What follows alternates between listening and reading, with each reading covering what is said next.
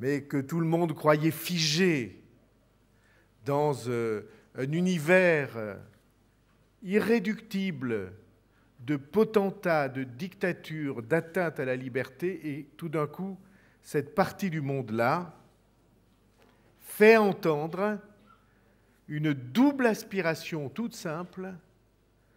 Nous voulons la liberté, nous voulons la démocratie, et nous voulons que cesse la corruption. De ce mouvement,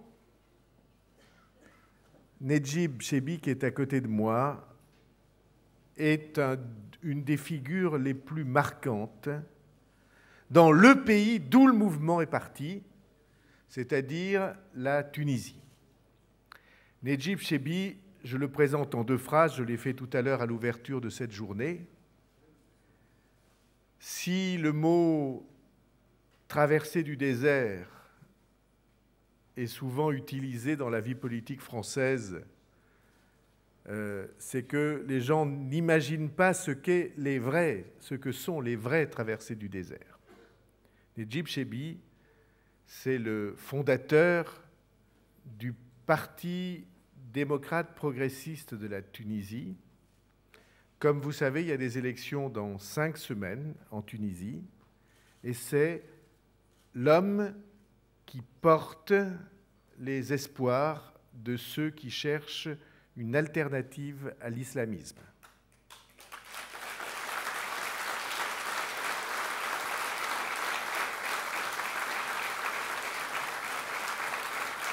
Dans un pays où il n'y a pas d'organisation de partis politiques, où il n'y a pas de sondage, où la vie politique essaie de s'organiser, c'est lui, avec ses amis, qui mène avec le PDP ce grand combat pour une démocratie à naître. Je veux lui exprimer notre gratitude. Il a passé beaucoup d'années dans l'opposition, il a passé beaucoup d'années dans la réprobation, il a passé beaucoup d'années en prison. C'est un avocat, c'est un défenseur des droits de l'homme, c'est un combattant des causes qui nous sont les plus précieuses. Je voudrais qu'ensemble, on lui dise merci d'être venu passer cette soirée avec nous.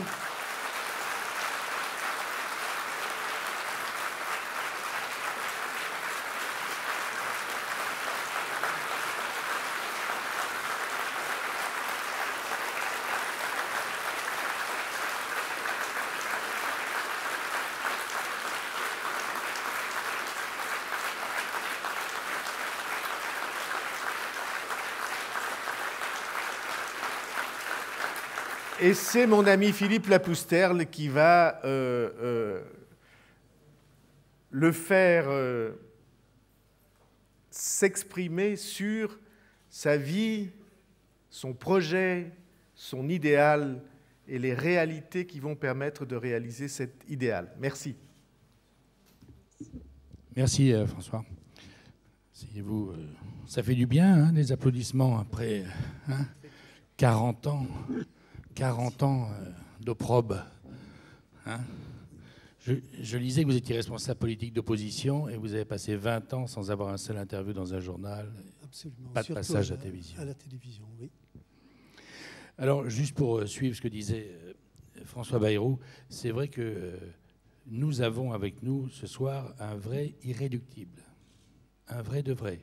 Parce que il appartient à ceux et celles dont la vie ressemble à leurs idées et dont les idées ont fait la vie. Ce n'est pas quelqu'un qui joue un rôle, ce n'est pas quelqu'un qui fait l'opposant, c'est quelqu'un qui, tous les jours de sa vie, pendant des décennies, a payé le prix de l'opposition. Et ça, dans le monde entier, ils sont quelques centaines à nous donner l'espoir que les choses peuvent changer à condition que, précisément, sa vie et ses idées soient en cohérence. Donc merci vraiment. Je vous remercie beaucoup. Je suis très touché par tous ces mots. Et je suis d'autant plus touché parce qu'elles viennent de M. Bayrou et de vous-même.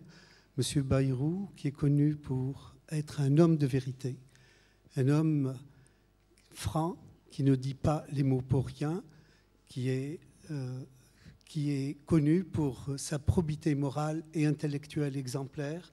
Donc je suis très touché par tout ce que vous avez dit. Et je souhaiterais vous parler surtout de la Tunisie et du monde arabe aujourd'hui. On va parler évidemment de ça. Deux mots quand même sur votre vie pour qu'on puisse mettre un peu de chair dans tout ce que vous avez fait. Vous avez passé quelques années en prison. Vous êtes devant un parti ici, qui est le seul parti en France depuis au moins des décennies, dont un député, qui s'appelle Jean Lassalle, peut-être vous en avez entendu parler, a fait une grève de la faim pour sauver 150 emplois dans sa vallée, dans le Béarn. Et vous n'avez pas fait une grève de la faim, mais deux. Oui. En 2005 et en 2008, vous avez fait 2 fois, de la même période d'ailleurs que Jean Lassalle, puisqu'il avait fait 5 semaines. Les 2 fois, et lui aussi, et Jean Lassalle, c'était 5 semaines. 2 grèves de la faim pour... La deuxième fois, c'était parce qu'on voulait vous expulser de votre local. Oui. Juste un mot sur l'engagement que ça représente, quand même. Effectivement, vouloir défendre la liberté et le droit dans un pays autoritaire est extrêmement coûteux. Ce qui fait que j'ai commencé à 20 ans et je n'ai connu que des sacrifices. J'ai totalisé des peines de 32 ans et demi de prison au cours de 3 procès. Je n'en ai passé que 2, mais 7 ans en exil et 4 années dans la clandestinité. Mais depuis le début des années 80, il y a eu quelques brèches dans le système politique tunisien qui nous ont permis d'être dans la légalité. Donc, depuis 1983, nous avons constitué le parti auquel j'appartiens, le Parti démocrate progressiste.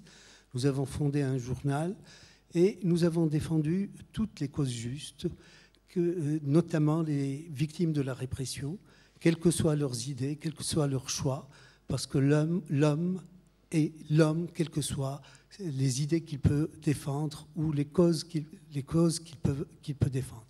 Donc j'ai été amené au cours des 30 années à affronter le système autoritaire, à faire des grèves de la faim.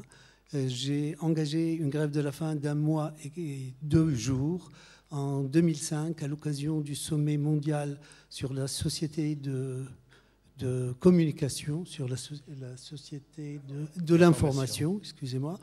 Et je l'ai faite avec 7 autres personnalités tunisiennes. Et elle a eu un retentissement mondial et tunisien, national. C'était un moment fort pour défendre 3 libertés basiques, la liberté d'expression, la liberté d'association et l'amnistie générale, parce que des dizaines et des centaines de Tunisiens croupissaient dans les prisons depuis plus d'une décennie. Par la suite, on a voulu nous retirer l'ensemble de nos locaux et ils étaient arrivés à vouloir nous expulser de notre local central. C'est pourquoi la secrétaire générale du parti, Mme Maya Jribi, qui est aujourd'hui à la tête du parti que j'ai fondé en 1983, avec elle, j'ai entamé une 2e grève d'1 mois, 2 jours aussi, qui a provoqué des réactions de sympathie extrêmement larges à l'intérieur et à l'extérieur, et ce qui a obligé le pouvoir, encore une fois, à reculer. C'est ainsi que nous avons pu conserver notre existence légale avec notre journal et notre local, et nous avons pu participer à la résistance jusqu'à la chute du régime de M. Ben Ali. Néjib Chebi, est-ce que pendant toutes ces années, vous aviez le sentiment qu'un jour vous verriez la chute du régime, ou bien vous étiez décidé, quoi qu'il arrive, à poursuivre la tâche, oui, même si elle n'aboutissait pas de votre vie? J'en étais arrivé au désespoir. Je me suis dit, je prends de l'âge et on ne voit pas le bout du tunnel, mais j'étais certain que mes enfants vivraient la liberté et la démocratie, et je me disais que ça valait le coup de continuer. Donc c'était la foi que ce combat ne serait pas perdu en fin de compte, même si je n'en verrais pas l'aboutissement. C'est ça qui me donnait la force de continuer. Vous pensiez à bravo.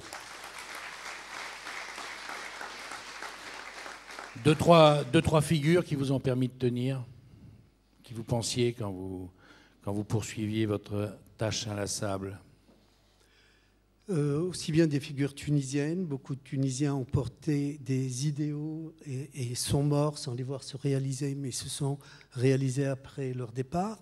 Mais aussi, il y a de grands hommes comme Gandhi, comme Nelson Mandela, etc.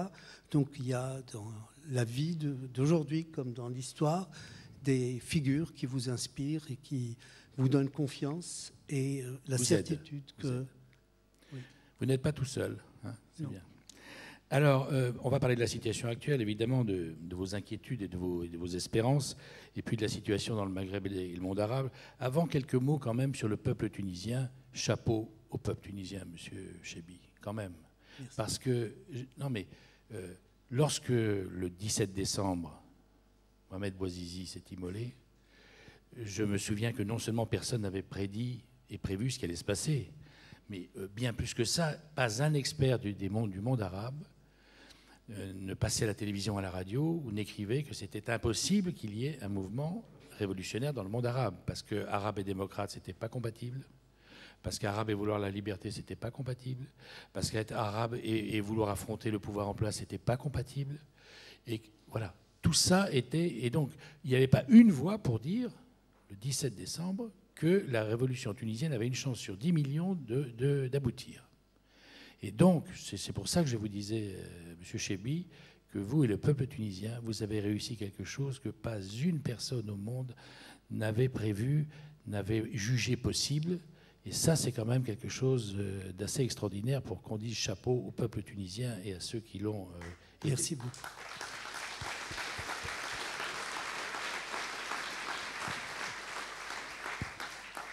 Juste un mot, M. Chebbi. Personne n'y croyait. Et plus on était spécialiste du monde arabe, moins on y croyait. Est-ce que les Tunisiens eux-mêmes y croyaient, à votre avis? Vous, par exemple? Oui. Je voudrais précisément commencer par là. La révolution tunisienne a surpris le monde entier. Et je dois le reconnaître, elle nous a surpris, nous autres Tunisiens. Vous-même? Oui, tout aussi. Parce que, d'abord, vu de l'extérieur, la Tunisie présentait l'image d'un pays qui progressait, qui se développait, qui était ouvert, qui était stable. Bon taux de croissance. Et donc un bon taux de croissance, 5%. Et donc on était à milieu de penser que le régime tunisien s'effondrerait en 4 semaines, comme cela a été le cas. En fait, il y a eu effectivement une croissance. Ce qui apparaissait n'était absolument pas faux. Mais il y a eu aussi une accumulation d'échecs. Cette croissance de 5% sur une trentaine d'années, elle a été incapable de résorber le taux de chômage qui est resté officiellement à un taux de 15%. C'est-à-dire qu'avec les années, le chômage progressait et la croissance économique n'arrivait pas à le résorber. En plus, avec le développement de l'enseignement et de l'enseignement supérieur, un autre phénomène est apparu, c'est le chômage des diplômés. Aujourd'hui, il y a 200 000 diplômés tunisiens qui ne trouvent pas où s'employer. Je vous raconte l'histoire d'une dame que j'ai rencontrée cette semaine. C'est une professeure de l'enseignement secondaire et dont le mari est aussi professeur. Et elle m'a dit, Monsieur Chebbi, j'ai passé ma vie à inciter mes enfants à étudier. Le premier a été diplômé en 2006, le second en 2008 et le troisième en 2010. Mais ils sont tous les trois en chômage. Et le matin, quand je sors, discrètement, je leur laisse 5 € pour qu'ils puissent les dépenser avec leurs amis. C'est pour vous dire à quel point ce chômage des diplômés est douloureux pour les familles et pour les jeunes eux-mêmes qui n'ont absolument aucune perspective. Aussi, cette croissance, elle était inégale dans la mesure où à peu près 90% de l'investissement sur 50 ans ont été engloutis par le littoral tunisien, laissant dans le sous-développement l'intérieur de la Tunisie. Ce qui explique d'ailleurs que la révolution soit partie de Sidi Bouzid, qui est un gouvernorat de l'intérieur. Cette croissance était aussi injuste socialement parce qu'elle misait sur les bas salaires et le travail non qualifié comme seul avantage comparatif dans la compétition internationale, c'est-à-dire l'exportation des produits, notamment du textile et certains composants automobiles.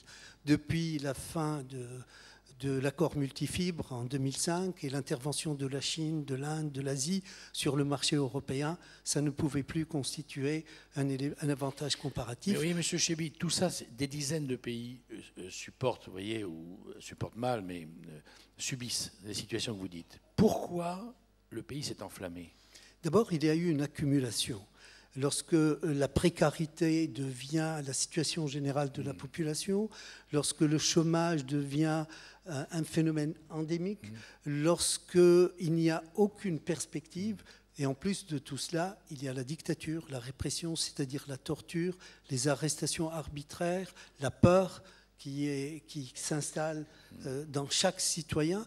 Et en plus de cela, quand vous voyez tous les jours cette corruption dévorer l'État, le gangréner, et vous êtes dans l'impuissance. Il y a eu donc une accumulation. M. Bouazizi s'est immolé. Je voudrais vous raconter encore une histoire pour vous dire à quel point ces jeunes vivent l'enfer tous les jours. Et on comprend à ce moment-là qu'ils veulent le vivre une seule fois et quitter ce monde. J'ai vu un jeune qui m'a dit « Monsieur, je suis né dans ce chantier ». C'était les mines de Gafsa qui ont été en intifada, c'est-à-dire en révolte pendant 8 mois. Je suis né dans ce chantier, j'ai grandi dans ce chantier, mais je n'ai jamais eu le droit d'y travailler. J'ai 34 ans, j'ai fini par me marier, j'ai un bébé d'1 an. Tous les soirs, il saigne du nez à cause de la pollution du phosphate dans la région. Quand vous voyez ces gens-là vivre dans ces conditions et n'avoir aucun espoir d'avoir un travail, ils finissent, s'il leur arrivait d'être humiliés, par exemple, par un agent de la police, comme cela a été le cas de M. Bouazizi, il leur arrive de s'immoler par le feu. M. Bouazizi n'était pas le premier. Il était le 5e ou le 6e d'une série qui a continué par la suite et qui s'étend actuellement en Algérie. C'est que ces jeunes veulent en découdre. Ils veulent arrêter l'enfer où ils se trouvent. Donc, il y a eu une accumulation et la goutte d'eau qui a fait déborder le vase, si l'on peut dire, c'est beaucoup plus dramatique que cela, ça a été ce cas Bouazizi. Tout de suite, il y a eu une réaction de protestation. Lui aussi diplômé et qui vendait des légumes pour survivre. Et qui a été giflé, a-t-on dit, par un agent de la police municipale. Et donc, le feu de la révolution s'est propagé. Au départ, ce n'était pas une révolution, c'était une révolte sociale, un refus des conditions qui étaient celles des jeunes. Mais très vite, en 4 semaines, elle s'est transformée en révolution politique contre la dictature et la corruption, comme le disait François Bayrou à l'instant. Et donc, en 4 semaines, le régime s'est effondré. Je veux dire qu'en Tunisie, puisqu'il faut parler du monde arabe aussi, et en Égypte, nous avons eu la chance de voir l'armée prendre position en faveur de la population et nous éviter le scénario libyen. En Tunisie, l'armée a refusé d'entrer en confrontation avec la population et Ben Ali, le 14 janvier, il a senti que le pays lui fuyait. Même la police, elle commençait à entrer dans la dissidence et il a décidé dans la précipitation de quitter le pays le 14 janvier dans l'après-midi. Donc il y a eu un vide au niveau de l'État parce qu'il détenait l'ensemble des pouvoirs, aussi bien il était le chef de la justice, le chef du Parlement, le chef du pouvoir exécutif. Il confondait tous les pouvoirs entre ses mains. Donc cette révolution est devenue victorieuse le 14 janvier à la suite d'une grande manifestation de rue dans la ville de Tunis devant le ministère de l'Intérieur. Le régime s'est effondré et grâce donc à l'attitude de l'armée, mais l'armée tunisienne ne détient pas le pouvoir, elle est légaliste et républicaine, ce qui fait qu'elle a refusé d'entrer en confrontation avec la population, mais elle défend le gouvernement civil qui gère les affaires de la Tunisie aujourd'hui. Alors, M. Chebbi, vous avez été nommé ministre le 14 janvier, précisément, le jour du départ de M. Ben Ali. Et puis, vous avez démissionné le 1er mars, c'est-à-dire quelques semaines à peine après avoir été nommé. 45 jours. Est-ce que c'était parce que c'était impossible d'agir ? Est-ce que parce que vous étiez déçu du tour des choses ? Ou bien est-ce que ce sont des gens qui vous ont écarté ? En fait, le 14 janvier, il y avait un grand vide au niveau de l'État. Et le Premier ministre m'a appelé, il a consulté l'ensemble des démocrates et des représentants de la société civile pour me dire, voilà, nous avons amené notre pays au bout du gouffre, nous voulons le sauver, nous voulons organiser une transition à la démocratie en 6 mois, organiser des élections libres en présence d'observateurs internationaux, sous l'égide d'un haut comité ou d'une commission indépendante, en réformant la loi et en libéralisant la vie politique totalement. Voulez-vous être membre d'un gouvernement de transition et d'unité nationale? Je n'avais pas à hésiter, parce que cette révolution, précisément, et vous me donnez l'occasion de le souligner, a été une révolution spontanée de jeunes, qui n'a été encadrée par aucun parti politique, par aucune association de la société civile, et c'est le Facebook qui l'a mobilisée. Et d'ailleurs, une fois qu'elle a dépassé elle-même ses attentes, c'est-à-dire elle a abattu le régime politique, ces jeunes n'avaient absolument rien à proposer comme alternative. D'où un grand vide, et l'élite politique et de la société civile étaient interpellées. Donc fallait-il accepter un compromis évolutif qui sauve l'État, mais en même temps change le régime dans le sens d'une démocratie libérale? J'ai dit oui, d'autres ont dit oui, et en 45 jours, nous avons réalisé notre programme. Nous avons libéré tous les prisonniers, sorti une loi d'amnistie générale, dissocié les appareils de l'État de ceux du parti qui était au pouvoir, dissous le ministère de la communication, et la liberté de communication est devenue totale, la liberté d'association aussi. Nous avons plus de 100 partis actuellement en Tunisie. C'est un phénomène qu'ont connu tous les pays en phase de transition. Alors qu'est-ce qui n'allait pas alors? Alors ce qui n'a pas marché, c'est que l'élite politique n'était pas unie sur l'acceptation de ce compromis.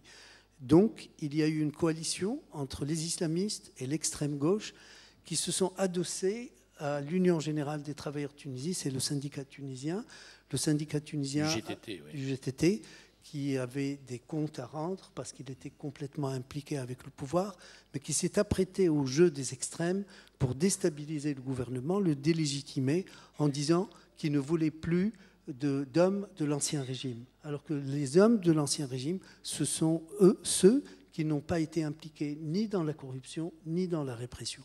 En fin de compte, le Premier ministre a choisi de partir, et au moment de la constitution du nouveau gouvernement, ils ont décidé de choisir des technocrates, et on m'a demandé de choisir entre mon portefeuille ministériel ou l'action politique en vue des élections.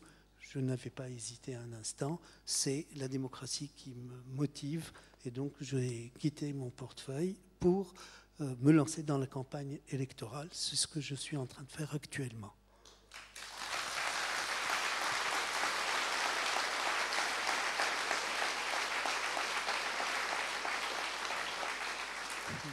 Vous avez donc choisi la politique contre la gestion, mais on aurait pu imaginer quand même qu'après 30 ans de difficultés, vous vouliez continuer de participer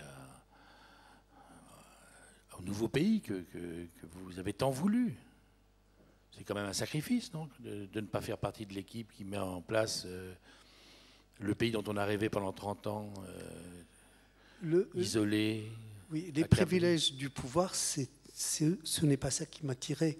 Parce que c'est pas le privilège du pouvoir, c'est fabriquer le pays dont les citoyens ont rêvé, oui. Et vous-même avez rêvé. C'est pas l'or du pouvoir.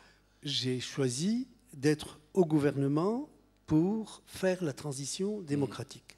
Il est arrivé un moment où, sous le diktat de l'UGTT, des islamistes et des gauchistes, le gouvernement a accepté d'abord d'abandonner la feuille de route qui consistait à préparer des élections présidentielles, et ensuite d'aller à des élections pour une constituante, ce qui est aujourd'hui le cas, et troisièmement, à mettre les ministres politiques devant un choix, soit aller à leur tâche politique en dehors du gouvernement, ou rester dans le gouvernement en abandonnant les objectifs politiques.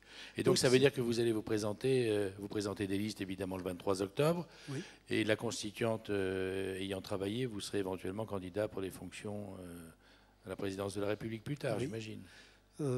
Donc aujourd'hui, au moment où je vous parle, la date des élections est fixée au 23 octobre, donc dans une quarantaine de jours. Et nous avons présenté nos listes, le PDP, dans l'ensemble des circonscriptions. Elles sont au nombre de 33, 27 à l'intérieur et 6 dans la communauté tunisienne à l'étranger, donc 10 sièges en France. Et donc, à 40 jours des élections, nous sommes classés aujourd'hui le deuxième parti. Le premier parti, c'est malheureusement le parti islamiste. Pour le moment, l'écart n'est pas très grand. Et 40% au moins des Tunisiens, à ce jour, ne se sont pas encore déterminés. C'est vous dire que la bataille politique la commence. bataille est rude. Il s'agit d'un projet de société. Faut-il que la Tunisie poursuive sa marche vers le progrès et la modernité, conserve ses acquis, les consolide et les développe par la liberté et la démocratie?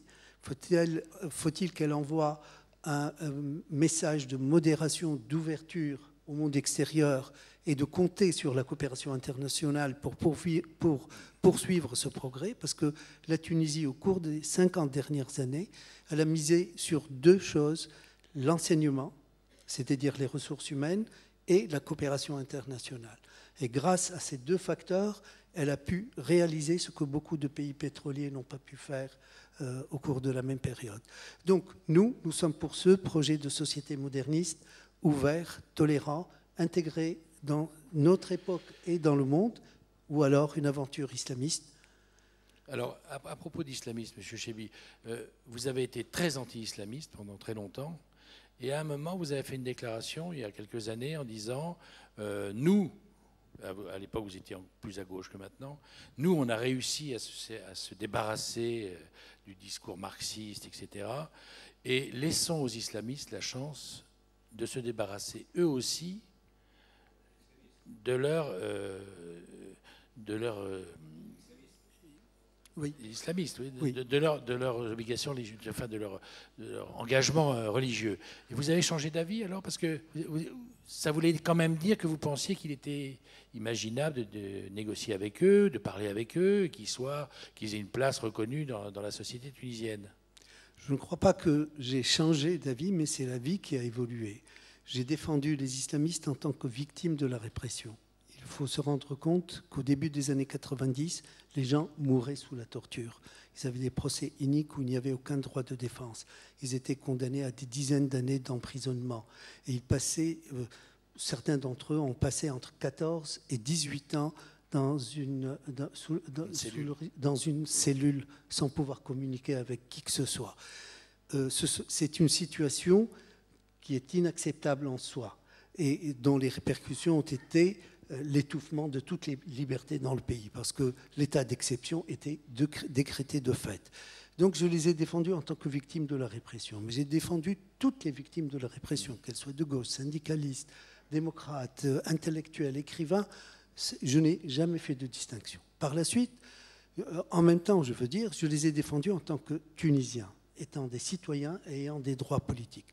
Tous ceux qui veulent participer dans la vie politique, dans le cadre de la loi, ont ce droit. Et en 2005, lorsque vous avez parlé de cette grève de la faim, 2 avocats islamistes ont participé à la même grève de la faim pour défendre 3 libertés basiques que j'ai nommées, la liberté d'expression, etc. Tout cela, c'est le passé. Aujourd'hui, grâce à la Révolution, il n'y a plus aucun prisonnier politique. Tout le monde a le droit à la parole. Tout le monde a le droit à participer à la vie publique. Donc, les islamistes comme les autres sont des citoyens à part entière et participent à la vie publique. Aujourd'hui, la question n'est pas de défendre ces droits élémentaires. Aujourd'hui, c'est de savoir, faut-il encourager les islamistes à prendre le pouvoir et réaliser un projet qui n'est pas le nôtre? Ou faut-il leur faire la compétition, une compétition loyale, et avec l'appui de la majorité des Tunisiens, les empêcher de mettre en œuvre leur projet de société, défendre et développer le projet qui est le nôtre? Donc, je pense que c'est la vie qui a évolué, et un politique qui ne s'adapte pas aux évolutions, il ne peut pas avoir d'effet.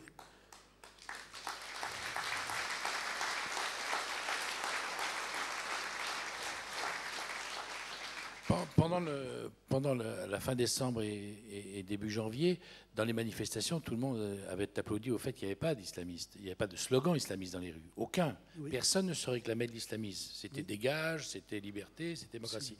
Que s'est-il passé, M. Chebbi, pour que, quand même, les islamistes aient repris tant de terrain, alors qu'ils avaient été absents, finalement, de ces journées? Oui.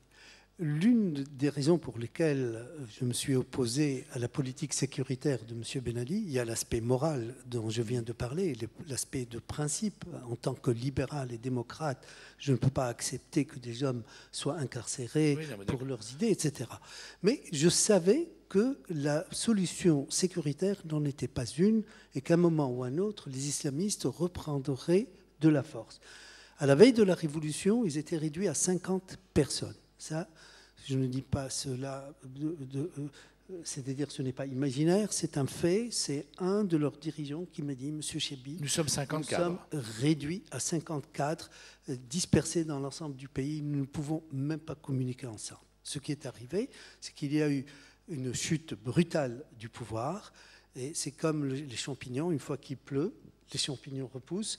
Donc ils sont rentrés, non, c'est vrai, ils sont rentrés en masse d'Europe, où ils étaient exilés, ils ont affrété des avions. Mais il a plu pour tout le monde, M. Chebbi. Oui, oui, c'est pourquoi pourquoi les champignons étaient islamistes? Ah, mais il n'y a pas que les islamistes, fort heureusement, il y a les démocrates aussi qui progressent, oui.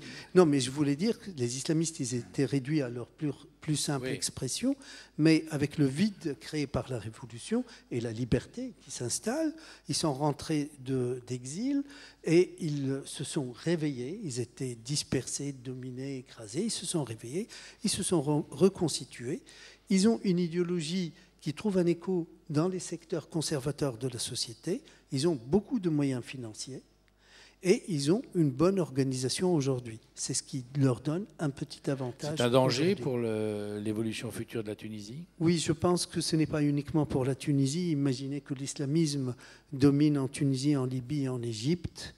Je crois que pour nous, en tant que pays, on aura perdu encore 50 ans de notre existence parce qu'on serait amené dans des dérives idéologiques, de conflictualité avec le monde, de radicalité idéologique qui est à milieu de ce dont nous avons besoin. Nous avons besoin de développement, de développer les sciences, de la connaissance, la technologie, la culture, de participer à l'économie mondiale, de progresser, donc de vivre.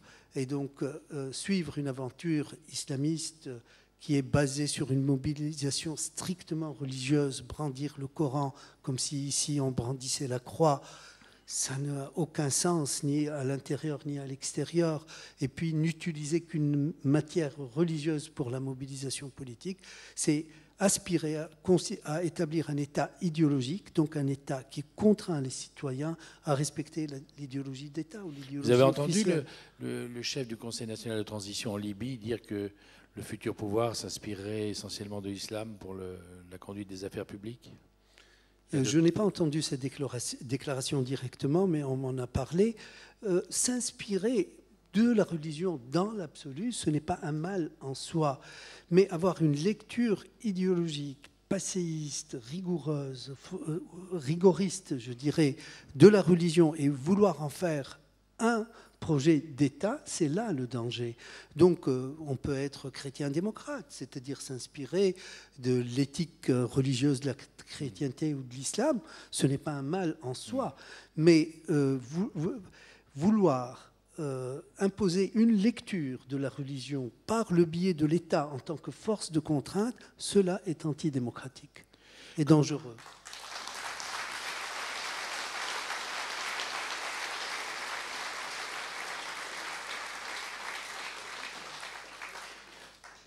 Comme démocrate tunisien, M.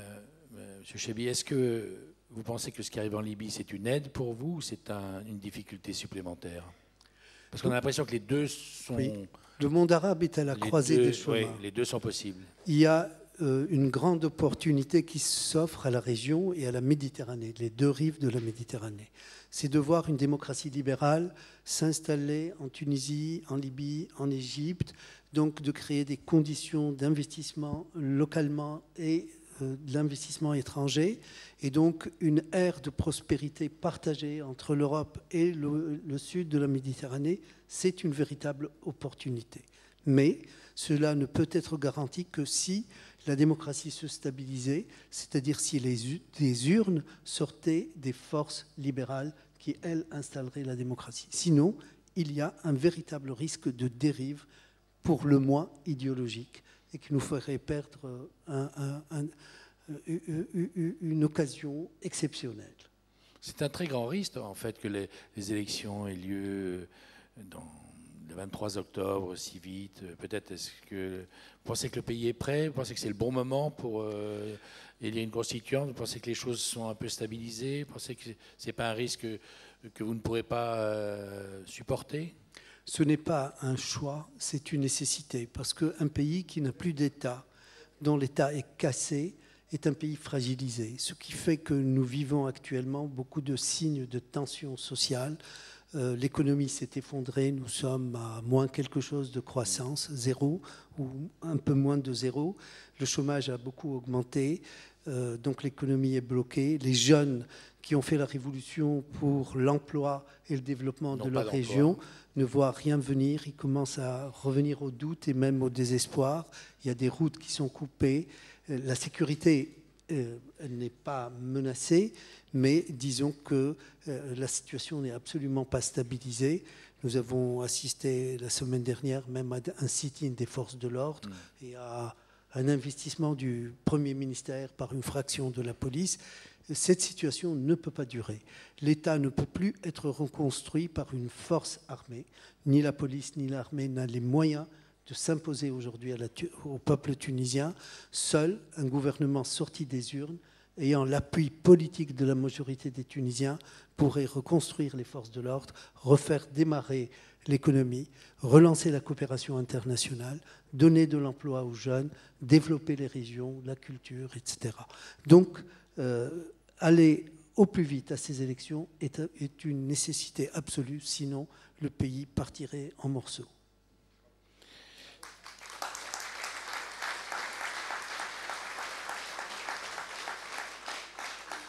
Est-ce que vous êtes assez aidé, M. Chebbi, dans votre entreprise dont vous venez de souligner la difficulté? Parce que c'est vrai que quand vous dites ce qui se passe en ce moment en Tunisie, c'est terrible pour les gens qui ont pensé peut-être ou espéré que tout allait changer le 15 janvier au matin et qui s'aperçoivent que les difficultés économiques sont encore plus importantes peut-être qu'elles ne l'étaient à ce moment-là. Est-ce que les démocrates du monde entier vous aident assez? Est-ce que vous avez le sentiment que les gens s'occupent un peu de la Tunisie à l'extérieur, que vous avez un recours possible? Parce que ça compte aussi de sentir que quand le monde entier pose sur vous un œil bienveillant. Ou bien est-ce que vous manquez cruellement d'aide et que quand vous appelez les gens, on raccroche le téléphone? Non, ils ne raccrochent pas au téléphone. Il y a une ambivalence. Notre partenaire principal, c'est l'Europe. 80% de nos échanges se font avec l'Europe. L'Europe, en 2003, M. Solana avait élaboré une stratégie de sécurité européenne où il disait quelque chose que je trouve très important, c'est que la meilleure sécurité de l'Europe, c'est un chapelet de démocratie qui l'entourait, et surtout dans la partie sud de la Méditerranée. Malheureusement, l'Europe n'a pas, tout en soutenant les droits de l'homme, parce qu'on ne peut pas dire que l'Europe a fait la sourde oreille par rapport aux violations des droits de l'homme, aussi bien le Parlement européen que la presse, que les ONG, etc., se sont mobilisés auprès des démocrates en Tunisie pour défendre les droits de l'homme. Mais les gouvernements européens ont toujours appréhendé la démocratie, c'est-à-dire le vote. Ils l'exigeaient pour les pays de l'Est, mais ils ne l'exigeaient pas pour les pays du Sud, parce qu'ils avaient peur de cet épouvantail islamiste, la déstabilisation, de ce spectre islamiste. Aujourd'hui, on est devant un fait. Aujourd'hui, la démocratie est là. Et il faut aider la démocratie. Personnellement, j'ai fait un tour en Europe. J'ai été en Italie, en Belgique, en Allemagne et en France. Et j'ai rencontré les hommes politiques dans ces pays, y compris M. Bayrou, il y a 2 mois, je lui ai rendu visite. Donc, je trouve une forte sympathie et en même temps une inquiétude. Simplement, la démocratie ne pourra pas se stabiliser en Tunisie ni dans le monde arabe sans le développement économique. Et pour le développement économique, les ressources locales sont insuffisantes. Donc l'aide internationale, quand je dis l'aide internationale, ce n'est pas les dons, mais c'est les prêts. Donc sans que l'Europe n'aide la Tunisie et le reste du monde arabe à se développer, on ne pourra pas stabiliser la démocratie. Parce que la démocratie, pour les jeunes qui ont fait la révolution, c'est changer leurs conditions de vie. Je vous raconte encore une histoire. Une dame du peuple, je lui dis alors, vous sentez la différence, le changement en Tunisie? Elle me dit non, il n'y a aucun changement. Je lui ai posé la question, pourquoi? Elle me dit, les prix sont toujours aussi chers. Quand je vais à l'hôpital, on me renvoie à 6 mois, parce que là-bas, quand vous demandez un rendez-vous, même pour une mammographie, médical, oui. Même pour une mammographie, 6 on mois vous dit d'attente. revenez dans 4 mois ou dans 6 mois. Vous revenez dans 4 mois, on vous dit l'appareil est cassé, revenez dans 6 mois. Donc les bus sont toujours aussi... Vétustes et remplis. Oui, remplis, etc. Surchargés. Surchargés. Donc, pour eux, le changement, et ils ont raison, c'est le changement de leurs conditions de vie. Si la liberté veut dire une régression, un taux de chômage plus grand, une insécurité, etc., ils préfèrent la dictature. Donc la démocratie, la liberté ne pourraient se stabiliser qu'avec le développement économique et social. Les États, la Tunisie en tout cas, elle mobilisera le maximum de ressources locales par le biais du budget d'État, de l'emprunt intérieur, etc. Mais cela sera insuffisant. Il nous faut des millions de dinars, des centaines de millions de dinars à investir dans le développement régional, c'est-à-dire les autoroutes, les chemins de fer, les écoles, les universités. Et vous avez bonne espérance que ça puisse aboutir? Je crois que l'Europe est très très consciente de cela, mais elle est dans l'expectative pour voir qui va gouverner la Tunisie. Et puis vous avez peut-être lu les journaux, elle a quelques problèmes financiers en ce moment. Pardon? Vous avez peut-être lu les journaux, elle a quelques problèmes financiers en ce moment. Oui, mais les besoins de la Tunisie se comptent en 4, 5, 10 milliards d'euros au maximum. Ce n'est pas des centaines de milliards d'euros, parce que ce n'est pas la même situation qu'en Grèce, par exemple. C'est vrai. Un petit... Est-ce qu'on peut-on vous faire un tout petit reproche, Monsieur Chebbi? La Tunisie s'était illustrée les dernières décennies par la place particulière que les femmes avaient occupée dans le pays, dans l'éducation, où elles avaient accès à la culture, et aussi dans les fonctions publiques. Et dans votre parti, j'ai vu que vous avez présenté 27 listes. Il n'y a que 3 listes dirigées par des femmes. Vous avez raison.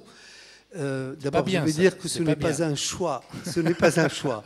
D'abord, notre secrétaire général est une femme. Oui, c'est la seule femme qui préside un parti en Tunisie. Oui. Ensuite, c'est la vérité. Ensuite, nos listes, et c'est la loi qui le veut, sont paritaires. Elles sont à moitié hommes et à moitié femmes. Maintenant, nous sommes tous novices dans l'action politique. Nous n'avons pas de tradition. Vous avez 200 ans de tradition électorale. Nous, c'est... Pas aussi longtemps. Bon, disons un siècle. Disons...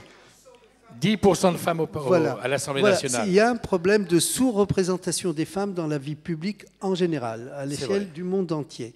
Et en plus, aujourd'hui, elles ont fait le premier pas de constituer la moitié des listes électorales.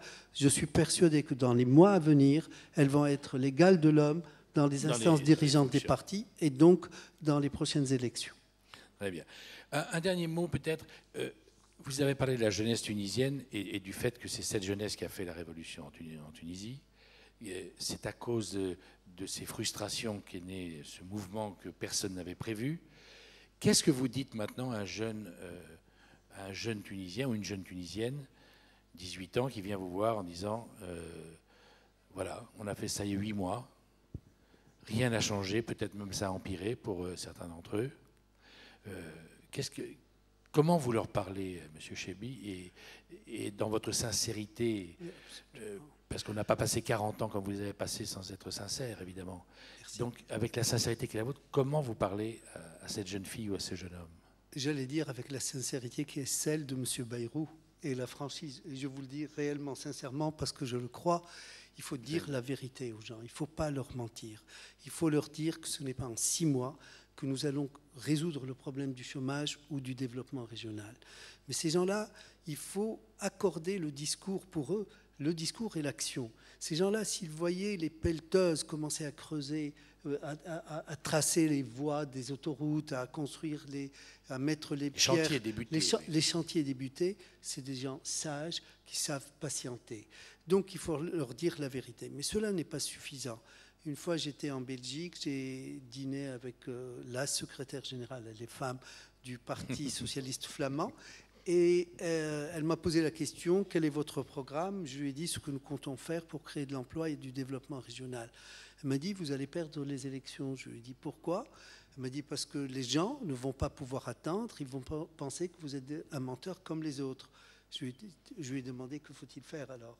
Elle m'a dit il faut faire ce qu'a fait le président Lula, réserver la moitié de l'argent au Brésil, réserver la moitié de l'argent à l'investissement qui donnera ses fruits sur 5-6 ans, mais en même temps aider socialement, sans que ça soit de l'assistance, mais aider, secourir ces jeunes pour les faire patienter 4 et 5 années. Je pense que c'est un bon conseil dont on va tenir compte.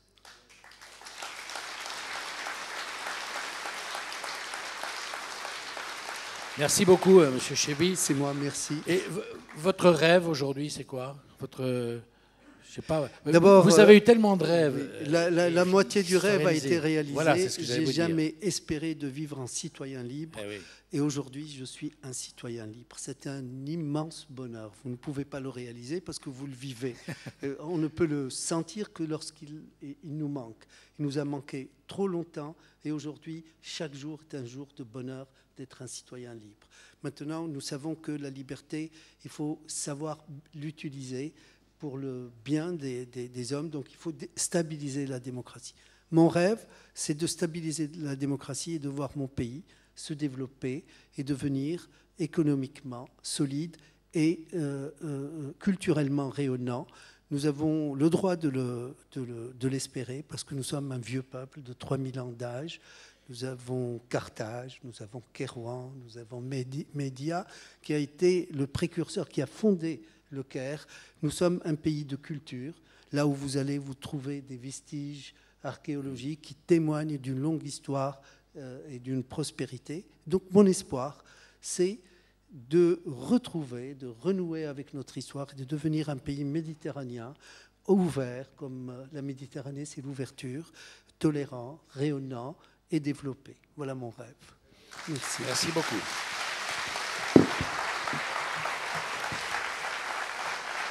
Merci François Bayrou.